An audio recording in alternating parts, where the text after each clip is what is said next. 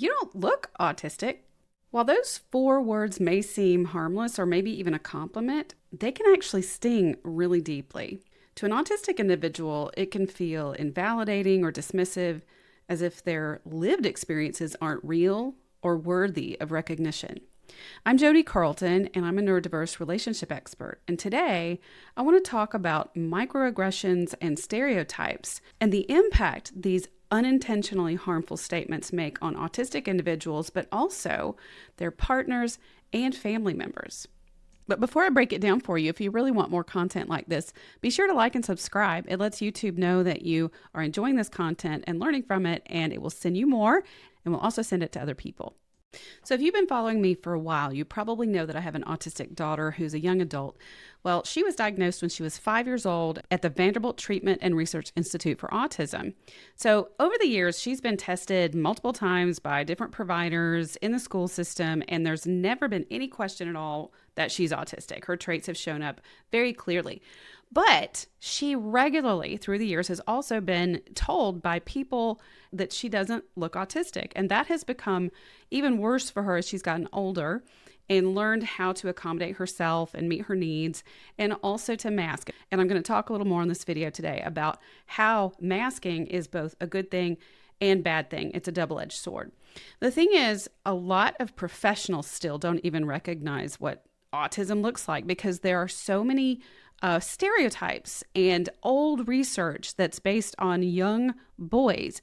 The movies that you see, the TV shows that are out there, oftentimes reflect a man or a boy who's quirky or has savant type characteristics. And this unfortunately leads to major misunderstandings by people about what autism actually is. And even professionals misunderstand how to spot autism in the people that they work with. Time and time again, I've had clients come to me who've done their own research and recognized some of these traits and start to feel like they have a language for understanding their experiences, but they've gone to a psychologist or someone to get assessed or to get confirmation, and they're told they can't be autistic because they finished college, or they're married and have a family, or they make eye contact, or they can carry on conversation. And this is so damaging and so invalidating for people who are actually autistic, but are being told they're not by professionals, especially. Now, I have been working in this field of autism and neurodiversity for over 20 years. And so I have a highly trained eye, and I spot autism around me everywhere. I can see the subtle nuances of nonverbal body language and even the way communication is used that is slightly different than neurotypicals or Allistic individuals, which are people that are not autistic. They may still be neurodivergent, but they're not autistic. I can spot all that, but most people can't, and most people are not even looking for it. And that's human nature. We don't tend to look for things that we don't really know to look for. I see it. It's obvious to me, like a neon sign flashing, but most people can't see it. And what this results in is what is called microaggressions. Now, the word aggression does not mean that harm is intended, but what it means is that the result, the impact is like aggression for the person receiving it. And it's microaggressions because it's tiny like little paper cuts, like tiny little paper cuts that accumulate for people who are autistic, and also their family members, their spouses, their partners, their parents, their siblings. Because what happens is people end up minimizing, denying, deflecting that autism is actually present. So let's actually talk about what this looks like, what these comments sound like, and if maybe you recognize yourself in saying these things to people, or maybe you are autistic yourself, you have an autistic family member, and you're going to recognize having these things said to you. So what we want to do is try to change up this narrative so that we're all understanding each other better, and we can connect so that there's no harm being done. So again, microaggressions are unintentional expressions of bias or discrimination. So in the context of neurodiversity, they're typically wrapped in just casual conversation, interactions with each other, and may come off as well-meaning observations or even compliments, or a way of trying to make someone feel better or feel less insecure or to boost their self-confidence. But the impact is actually the opposite. So some of these expressions might be, you don't look autistic, or something like, well, we're all a little bit autistic, or you must be really high functioning, or, well, you're too articulate to be autistic. You can really carry on a great conversation. Or I know an autistic kid, or my friend or neighbor had an autistic kid, and you're nothing like him. Now, my daughter has shared with me that people don't always express their beliefs or assumptions outright or out loud. Instead, sometimes they reveal them with comments like, I never would have guessed you're autistic. But then some do go on a step further and explain their disbelief by comparing her to their limited stereotype of what autism actually is. But that implies to her that she doesn't fit the image of their stereotype, so she must not actually be autistic. And this is a classic example of what's called confirmation bias, which basically this means whatever our beliefs are, whatever we understand things to be, we naturally look for evidence to support what we believe. So if you don't fit into my stereotype, then I'm going to reject what you're saying because it doesn't fit into my own bias about what I believe. Now, again, these microaggressions don't just impact autistic individuals themselves. Often family members or partners, spouses receive these microaggressions from other people, and this totally invalidates the experience of a person. These individuals are often met with disbelief, minimization, or just outright dismissal when they share their struggles. And so over time, this invalidation can actually lead to something that's called Cassandra syndrome, which is a term that I've got another video about. I've actually got a couple of videos about it that is used to describe the emotional distress and isolation experienced by a partner whose reality is repeatedly denied or dismissed by others. And it leaves that partner feeling unheard, unseen, and emotionally depleted. So examples of dismissive microaggressions that are experienced by partners might include things like, are you sure you're just not overreacting? Or maybe you just don't understand him or her, the partner, well enough. Or everybody struggles in relationships. This is no different. Or you're just so sensitive. Or, oh, he or she, the partner, is just so nice. It can't be that bad. But these comments invalidate that partner's experience, but also reinforce the idea that their pain is exaggerated or somehow unjustified. And in neurodiverse relationships, especially when autism is undiagnosed or misunderstood, the emotional disconnect can be really profound. And when that pain is continually dismissed by others, that becomes traumatic in its own right. Other family members are impacted as well. As a mom, I've repeatedly felt the sting of being dismissed. So when I was raising my daughter, when my daughter was young, her struggles were more noticeable, but oftentimes her behavior was attributed to just bad behavior instead of being recognized as sensory overload or executive dysfunction. She was judged as an unruly child, and then I was judged as a bad parent. And even family members who really loved us both would say things like, oh, she's just a handful, or she just needs some stern discipline, or raising girls is harder than raising boys. I often heard, I always got every parent has that one kid who tests boundaries, or she's fine, stop worrying about her so much. But these statements, when they were meant to be supportive, but ultimately really invalidated me and her and the distinct experience we faced as a family. So I want to talk a little bit more about the problem with autistic stereotypes.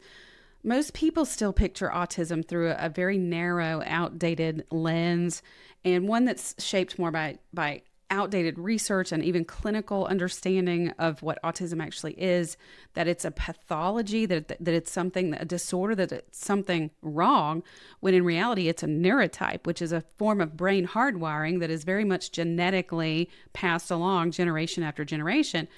But the outdated stereotypes involve thinking that autism is a young white male, someone who's nonverbal or has robotic speech, somebody who's obsessed with trains, numbers, or technology, and somebody who's lacking emotional expression or empathy. When in reality, so much of this is only a very small portion of people who are autistic. But these stereotypes have been reinforced time and time again in media portrayals from Rain Man, which is where most of the people in my generation, I'm Gen X, was first exposed to the word autism. It's the first time I heard it. To tech genius characters like The Good Doctor or shows like Atypical. And even when the intention of these shows is to create awareness, these portrayals often reinforce a one-dimensional and skewed understanding of autism. So like the character Raymond Babbitt in Rain Man or Sherlock Holmes in Sherlock, both are portrayed as brilliant men with extraordinary abilities, but their characters center on savantism, which is a small portion of the autistic population. Social awkwardness, which, yes, that is a very common trait, but also emotional detachment. And not everybody who's autistic is emotionally detached. So these portrayals spotlight a very narrow slice of the spectrum, and they often dramatize for effect. Effect gets reviews. And they leave out the vast range of ways that autistic individuals actually think and feel and experience the world. And so even more modern portrayals, documentaries that are still well-intentioned tend to rely on dramatic or visibly quirky traits, like the series Love on the Spectrum. As a result, many autistic people, especially those who've been able to learn how to blend in or mask very well, they are not recognized or believed. So the ones that tend to get left out the most are women and girls whose traits often show up really differently, like people-pleasing, social mimicry, and also internalized anxiety. People of color are chronically underdiagnosed or underidentified due to racial biases in healthcare and education. Then we've got the LGBTQ plus population who already faces layers of marginalization that make it even harder to be seen and heard if they're autistic. And then empaths and emotionally expressive individuals who have that emotional fluency and emotional IQ are often dismissed because of the false belief that autism means a lack of emotion. And there's so many late diagnosed adults who spent decades just feeling off or wrong or different, but never fit the stereotype enough to be taken seriously. So really, when someone, back to microaggressions, when someone says you don't look autistic, what they're really saying is you don't match the stereotype that I've been taught to expect. And that stereotype leaves out so many voices, experiences, and lives that deserve to be recognized and not ignored. So let's talk about the autism you can't see. So unlike some disabilities, autism isn't always immediately visible, as I've said before, but this doesn't make it any less real. What many people don't see is the work that's involved in masking, in learning to blend in. So this is the often exhausting effort that autistic individuals make to mimic neurotypical behavior to meet social expectations. So masking can look like memorizing social scripts, forcing eye contact. I used to tell my daughter to look at me before I realized how hard it was for her to process what I was saying if she was looking at me, and she would just be forcing herself to look at me. She has learned how to do that, but sometimes she misses some of the conversation because she's making the eye contact that's socially expected. Monitoring tone or volume or gestures constantly, like this constant self-monitoring that neurotypicals just inherently do on autopilot. Suppressing stimming behaviors. So stimming is behaviors that help the body stay calm. And that can be so many things. The thing that's most thought of is a little boy flapping his hands. And yes, stimming might look like that in a little boy. But stimming can also look like twirling hair, biting cheeks, bouncing knees, fidgeting, playing with pens. There are so many things that can be actual stimming that are just regulating to the body. But if those stimming types of behaviors are not socially expected, then those behaviors may be suppressed, which can be dysregulating to an autistic person. Sometimes avoiding honesty about needs or about overstimulation is also a form of masking, not being authentic and telling friends or family what they actually need in order to be okay. And as you can imagine, then that person who is masking, who's suppressing their inherent nature and their needs can be greatly harmed by the masking behavior. And masking is not about deceiving. Some people believe, well, I was tricked by this autistic person. No, Autistic individuals they do not have the goal of tricking people. Their goal is to try to fit in, to try to blend in, and to try to be accepted. It's not a means of trying to pull one over on anybody. So as my daughter has matured into young adulthood, she's really learned how to mask. She's learned how to manage her challenges, so much so that she really doesn't look like the stereotype that people are expecting of autism, even in girls. When they see this very articulate, poised, bright young woman, their first assumption is, oh, you can't be.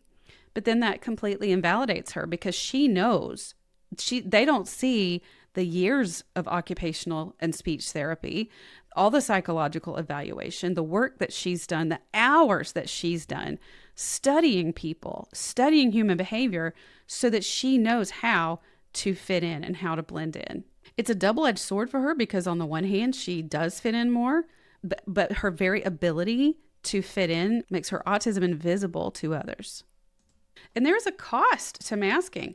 Burnout is a big thing, anxiety, and oftentimes mental health deterioration. And for many adults, masking has delayed identifying autism because they've learned how to mask it so well. Now, I want to be clear that when most people say you don't look autistic, they actually mean it as a compliment. People are not intending harm.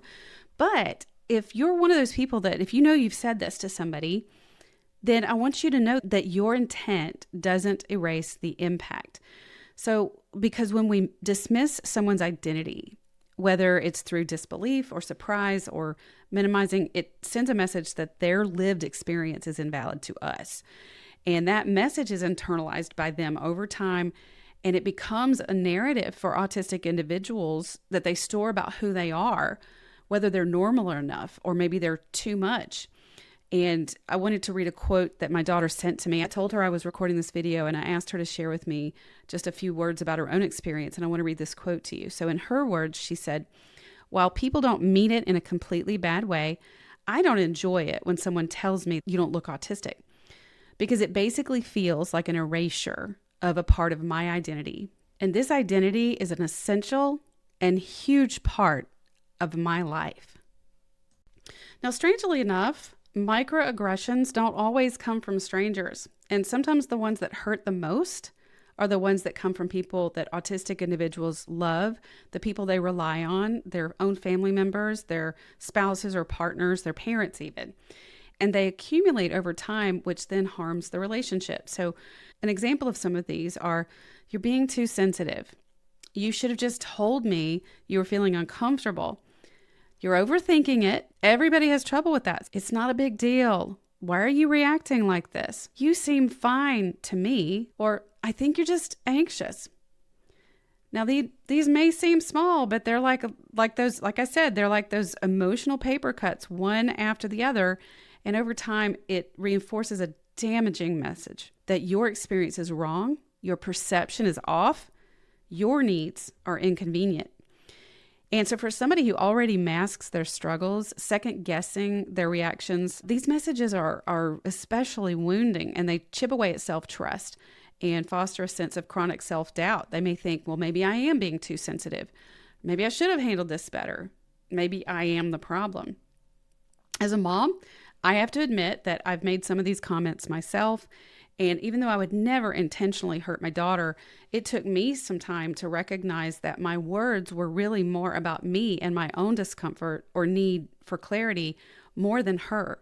So over time, I've committed to shifting my perspective so that I make sure that I pause and check in with myself before immediately responding to her, to make sure that my response to her is more about her than about me and what I'm experiencing. Because so many times I've said to her, I can't relate to what you're saying. I've learned to say that instead of invalidating her and saying that her experience is not valid, it doesn't make sense, or it's wrong. I've learned to acknowledge that I can't relate to it, but that doesn't mean that her experience is not very much still real for her. So I have a message for autistics. if you are experiencing these types of microaggressions, I want to encourage you to set boundaries, set clear boundaries. You can practice scripts like, I'd prefer to not discuss that, or that stereotype doesn't reflect my own personal experience. And then also prioritize your peace over someone else's comfort with your autism. Surround yourself. I tell my daughter this all the time. Surround yourself with people who make the effort to understand you and not just accept you, but to understand you. And also really be careful about who you tell, because I encourage her to share her autism with what I call her inner circle, people that seem safe to share about her autism, because some people are not, and they're going to try to convince you that you're not autistic. And so she's learned how to read those people and figure out who are safe people to share with. Now, if you are an Allistic person, which means you're not autistic, I want you to learn how to show up better, just like I've had to learn how to show up better. So you want to listen to understand, not defend your own perspective. You want to seek insight from people who have lived experience as autistic, especially people who have experiences pretty different from your own. Challenge your assumptions about what autism actually looks like, and then help amplify autistic voices. Help spread your understanding and awareness of what autistic actually looks like, because we really want to start changing this narrative.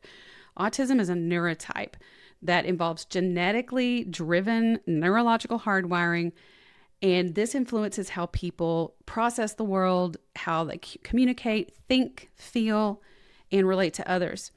And neurodivergence, like autism, is present in the entire human population, in every ethnicity, every race, every gender. It's not a checklist of quirks that shows up mostly in white boys.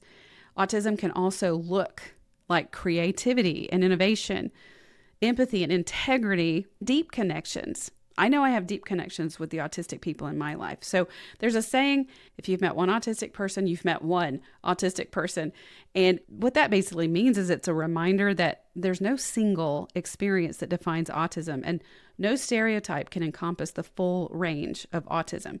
So the next time someone shares with you their identity is autistic, pause before responding, choose curiosity over compliments, validate instead of questioning, and remember, autism doesn't have a look, but it does deserve to be seen.